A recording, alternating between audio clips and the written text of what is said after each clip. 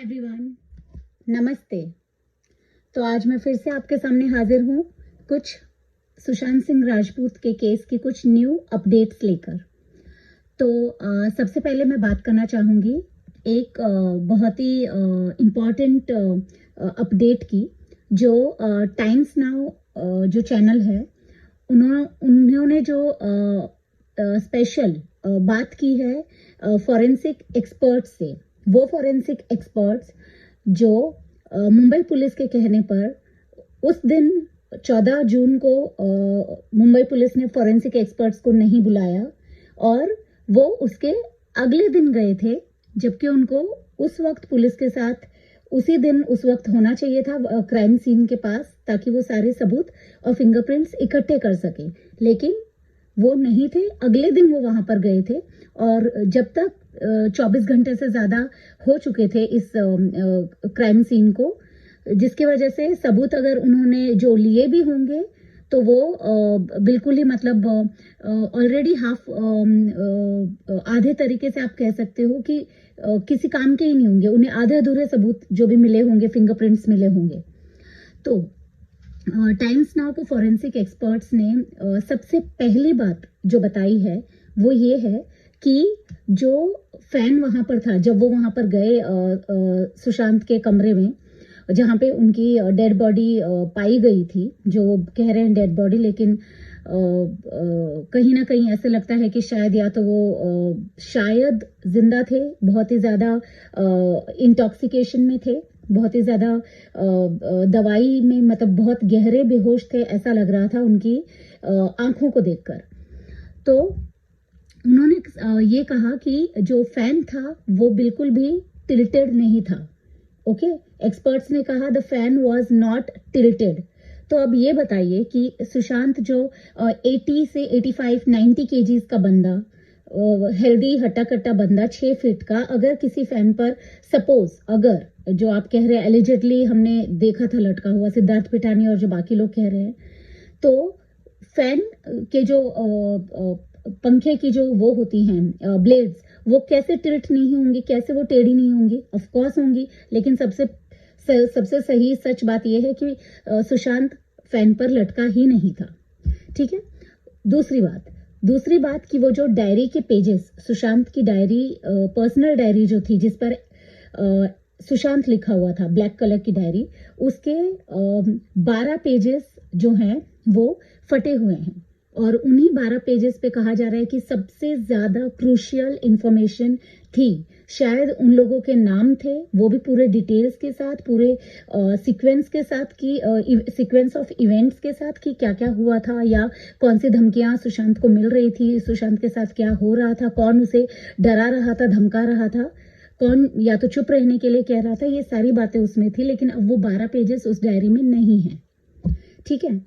तो जो forensic experts का कहना है कि अगर उस डायरी में से जो पेजेस निकले, अगर हम उस डायरी की फिंगरप्रिंट्स लेते, उन डायरी के अंदर से अगर लेते, तो कहीं ना कहीं थोड़ा बहुत पता लगा पाते कि इन सब के पीछे कौन है। क्योंकि सबसे पहले शक जाता है, शक की सुई जो जाती है वो सीधे जाती है सिद्धार्थ पिठानी पर। जब घर में रहता था तो ऑफ कोर्स पता तो होगा ही, और ये सीधा शक जा रहा है कि सिद्धार्थ पिठानी ने पेजेस फाड़े होंगे डायरी के, क्योंकि वो जो भी किलर्स हैं या जो भी मास्टरमाइंड है इसके पीछे, उनके कहने पे तो वो फिंगरप्रिंट्स वहां से नहीं ली, क्योंकि मुंबई पुलिस ने कहा ही नहीं लेने, या लेने नहीं दिए, ऐसे इंस्ट्रक्शंस मिले होंगे उन्हें।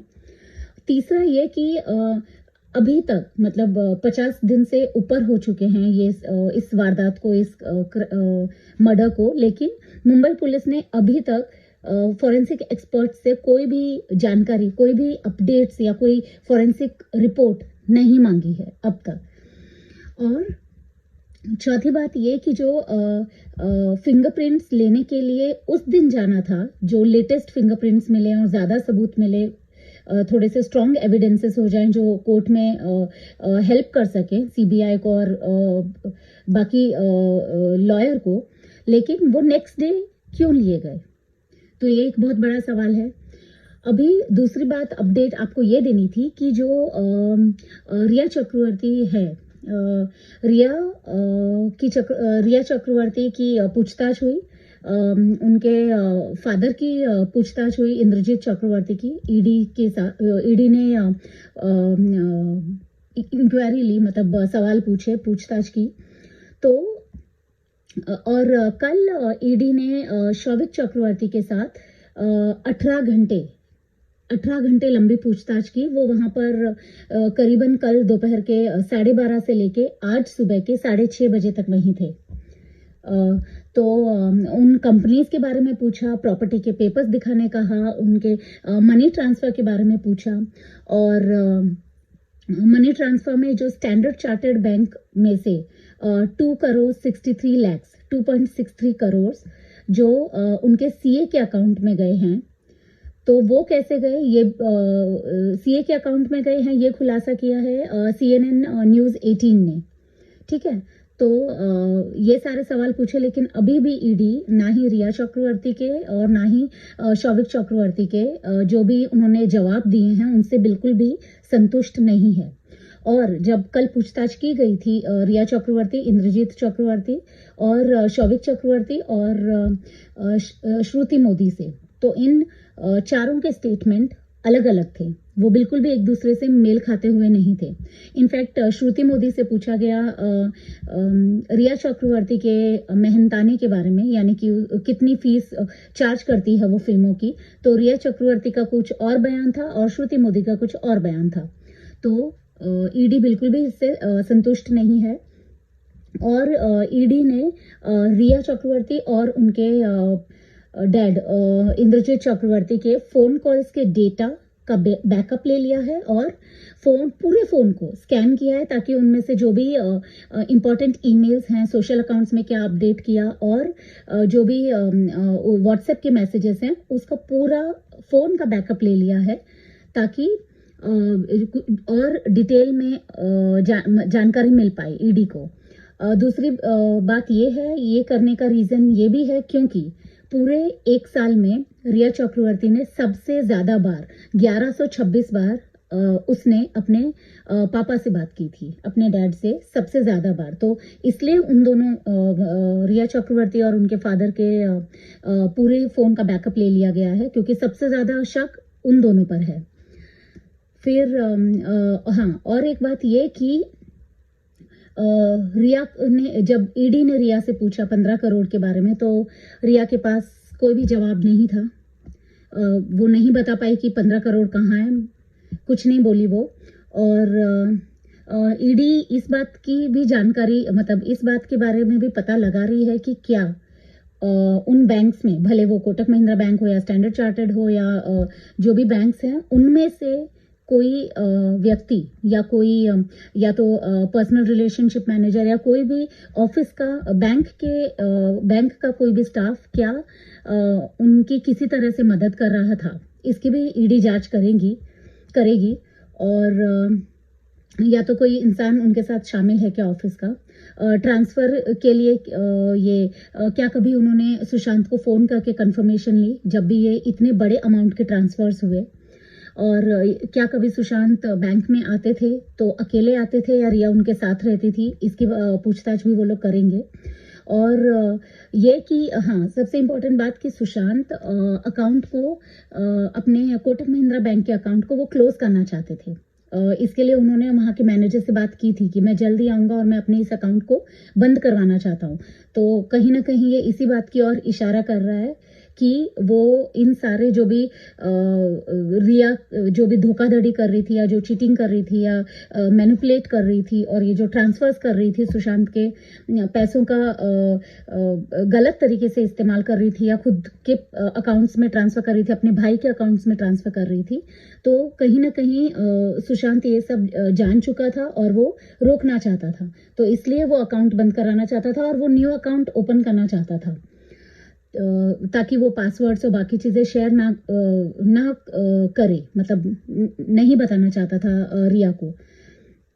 तो हाँ, और इसमें सबसे पहले सीए का एक बहुत ही बड़ा झूठ पकड़ा गया है। तो सबसे ज्यादा शक जो ईडी को है वो सीए पर भी है क्योंकि उन्होंने तो कहा था सबसे पहले स्टेटमेंट में कि सुशांत के पास तो इतने पैसे थे ही नहीं, तो वो कहाँ से रिया निकालेगी या कहाँ से ट्रांसफ़र होंगे। तो इन चारों के जवाब अलग-अलग हैं, तो बहुत ज़्यादा ज़रूरत है कि बहुत ही सख्ती के साथ इनसे पूछताछ की जाए।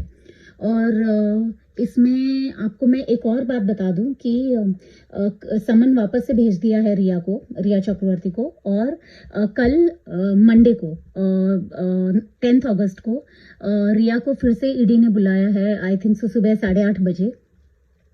तो कल जब फिर से ईडी रिया से पूछताछ करेगी और अगर उस पूछताछ के बाद और जो प्रॉपर्टी के पेपर्स भी रिया ने दिखाए वो कंप्लीट नहीं थे, मतलब पूरी तरह से वो ठीक मतलब नहीं लगे, ईडी उनसे बिल्कुल भी सेटिस्फाई नहीं हुई है।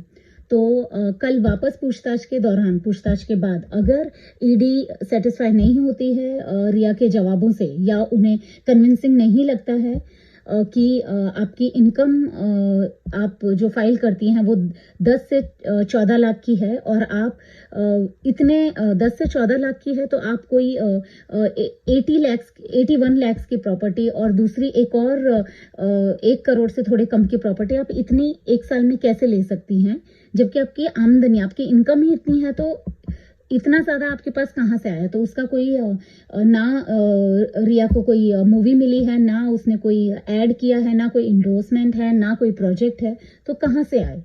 तो रिया के पास इन बातों का कोई जवाब नहीं था कल। तो अब कल देखते हैं मंडे को कि रिया क्या सेटिस्फाई कर पाती है अपने जवाबों से ईडी को, जब जो भी ईडी के सवाल होंगे। और अगर ईडी सेटिस्फाई नहीं होती है तो ईडी कल रिया चक्रवर्ती को अरेस्ट कर सकती है, जो एक बहुत ही अच्छी बात है, बहुत ही अच्छी खबर है अगर अरेस्ट कर ले तो, क्योंकि जब तक उससे सख्ती से नहीं पूछा जाएगा वो सच नहीं बताएगी, उसे सारा सच पता है। तो उससे सच उगलवाना और सिद्धार्थ पिठानी से सच उगलवाना बहुत ज़्यादा ज़रूरी है। और कहीं ना कहीं श्रुति मोदी जो एक्स मैनेजर है सुशांत की, और सीए, इन दोनों से भी सच उगलवाना फाइनेंस रिलेटेड, पैसों से रिलेटेड बहुत ज़्यादा ज़रूरी है। तो जैसे ही मुझे कोई अपडेट होगी मैं आपके सामने फिर से आ जाऊंगी कल। तो आप मेरी वीडियोस देखते रहिए अपडेट्स के लिए। And thank you so much, thank you for watching.